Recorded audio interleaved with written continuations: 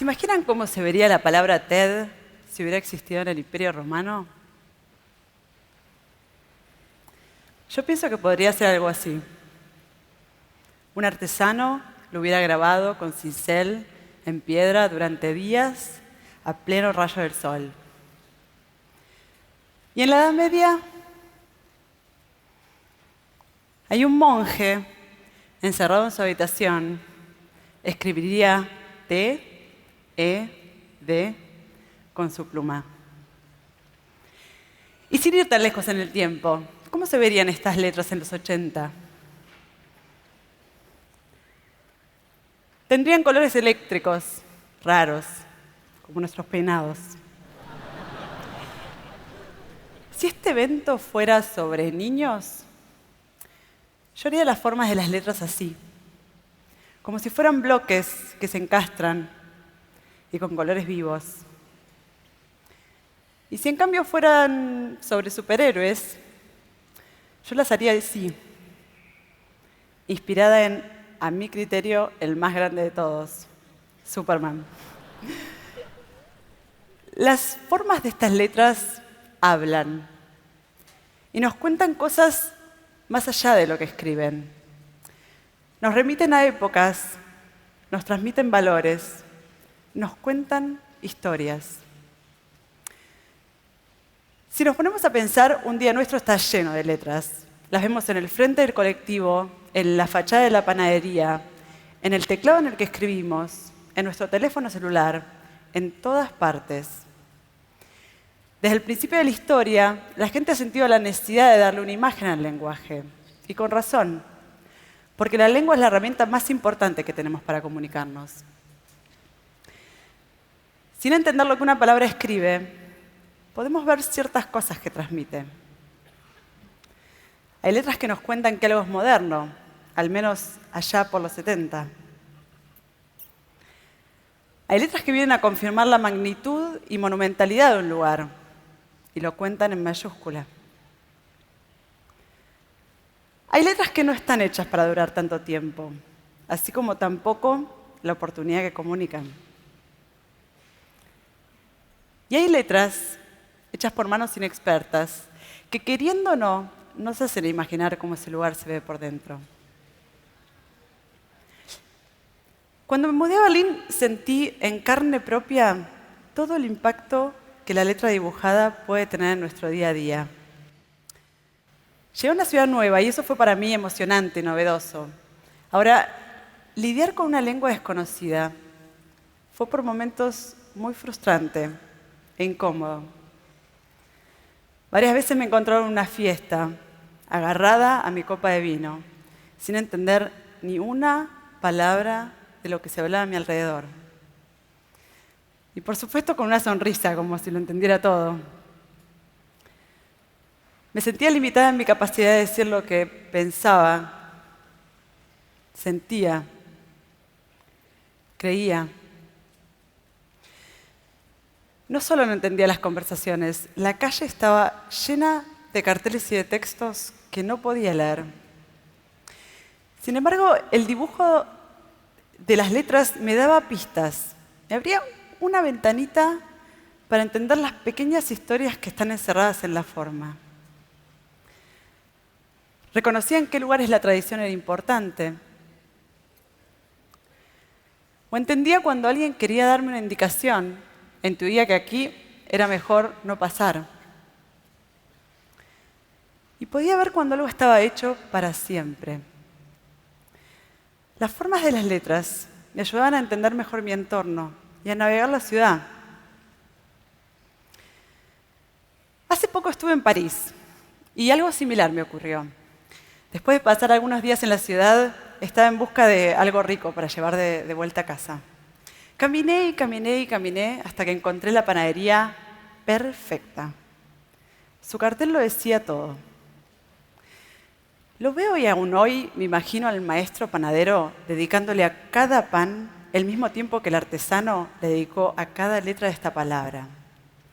Puedo ver el pan con los ingredientes justos, siendo amasada con suavidad y cuidado, de la misma forma que el artesano dibujó las terminales de estas letras con curvas suaves y precisas. Veo al maestro panadero colocando los bollos sobre una fina capa de harina para que no se queme la base. Y pienso en el artesano, metiendo los mosaicos uno a uno en el horno, con cuidado de no correr la tinta. El amor por los detalles del maestro panadero están reflejados en la atención puesta al crear este cartel. Sin haber probado su pan, ya nos imaginamos que sabe bien. Y doy fe, estaba riquísimo. Yo soy letrista y mi trabajo es ese, el de dibujar letras. Lo mismo que para preparar el pan requiere cuidado en su elaboración, una medida justa de sus ingredientes y cariño por los detalles. Nuestro alfabeto es mi materia prima y a la vez mi limitación. La estructura básica de las letras es para mí un campo de juego en donde la única regla es que el lector pueda, al final del camino, leer el mensaje. Déjenme mostrarles cómo trabajo, cómo yo amaso mi pan. Hace un tiempo tuve el encargo de hacer la tapa de un libro clásico, Alicia en el País de las Maravillas. Alicia se caía en una madriguera y comenzaba un viaje absurdo por un mundo de fantasía. ¿Se acuerdan? En esta ocasión, el nombre del cuento es mi materia prima.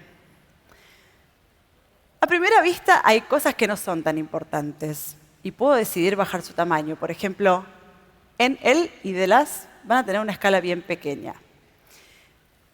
Después probé algunas ideas. ¿Qué pasaría si para comunicar la idea de maravilla usara mi escritura en su mejor expresión, con muchos rulos y florituras por aquí y por allá? ¿O qué pasaría si me basara más en el hecho de que el libro es un clásico y usara formas de letras más convencionales, haciendo que todo se vea un poco más rígido y serio, como una enciclopedia o como en los libros antiguos? ¿O cómo se podría ver si, siendo que este libro tiene tanto sinsentido, combinara ambos universos en una misma composición? Letras rígidas y blandas conviviendo en una misma estructura.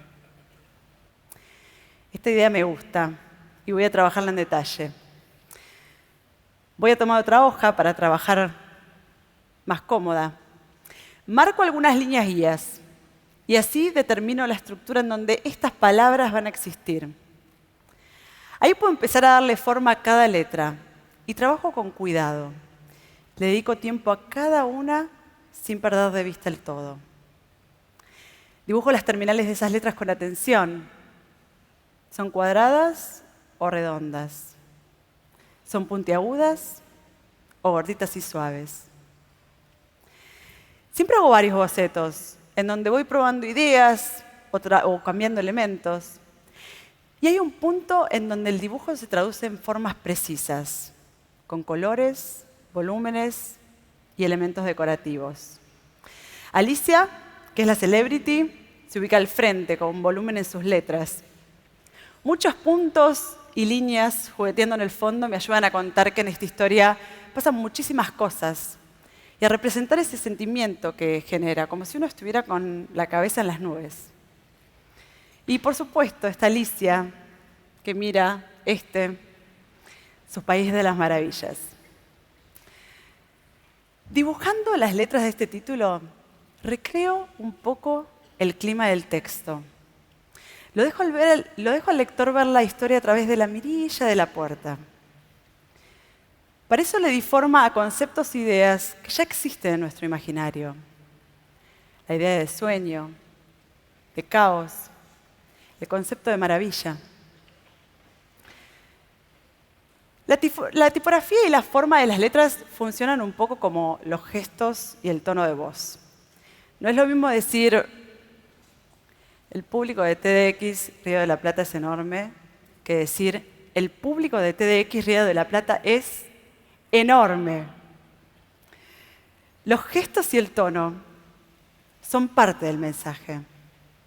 Dándole forma a las letras, puedo decidir con más precisión lo que quiero decir y cómo, más allá del texto literal. Puedo decir mi mala palabra favorita de una manera muy florida y ser muy cursi cuando hablo de amor. Puedo hablar en voz alta e imponente, o en voz suave y poética.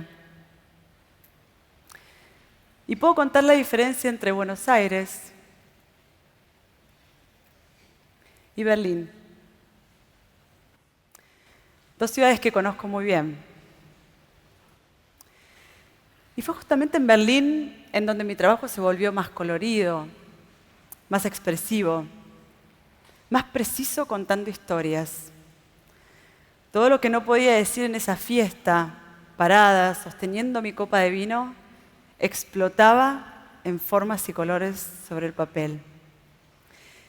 Sin darme cuenta, esta limitación que sentía en el lenguaje se convirtió en un motor que me impulsó a perfeccionar las herramientas con las que sí podía expresarme.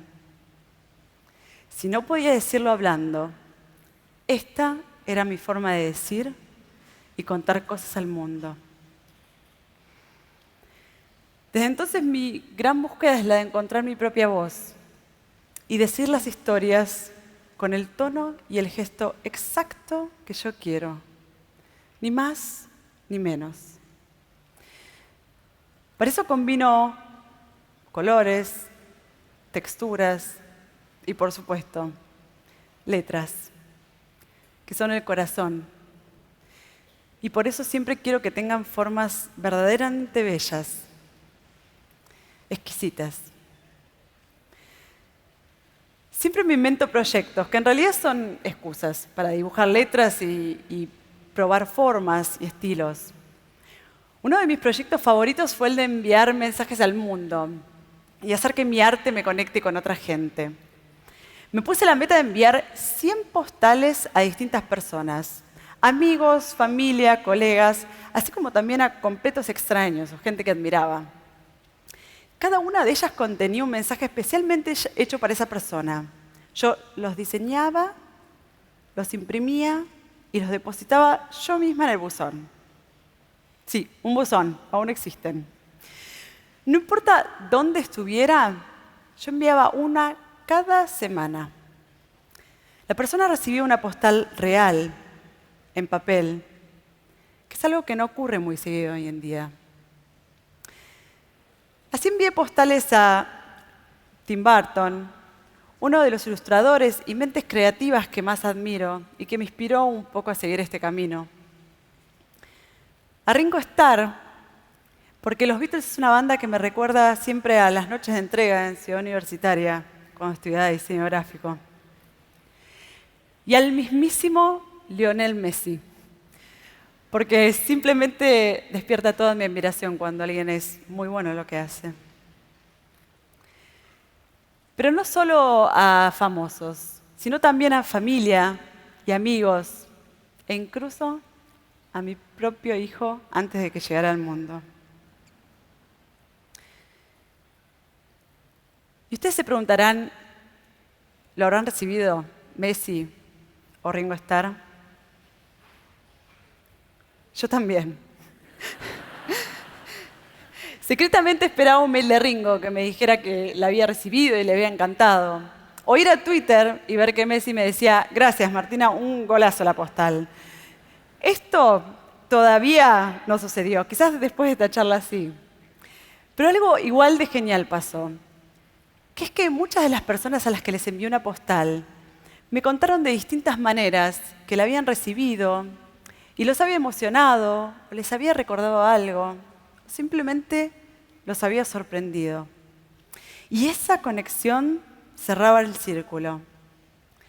Todas esas noches o tardes que había pasado dibujando a mano o en mi computadora haciendo esos mensajes, cobraban sentido.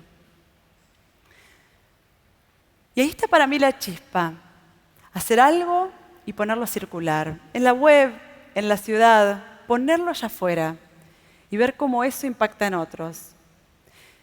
Con suerte esa postal que recibiste de esta desconocida, o esa tapa de libro que viste en la librería, te recuerda una historia de la infancia, o le agrega un poco de color a un día de lluvia, o inspira una charla en la cena de esta noche.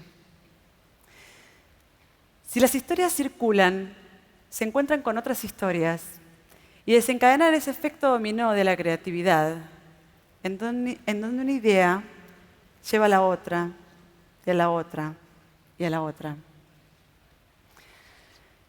Contar historias dibujando letras. Ese es mi trabajo. Y con eso busco una reacción en el lector, despertarlo de alguna manera, hacerlo soñar, emocionar. Creo que si el mensaje es importante, requiere trabajo y artesanía. Y si el lector es importante, merece también recibir belleza y fantasía.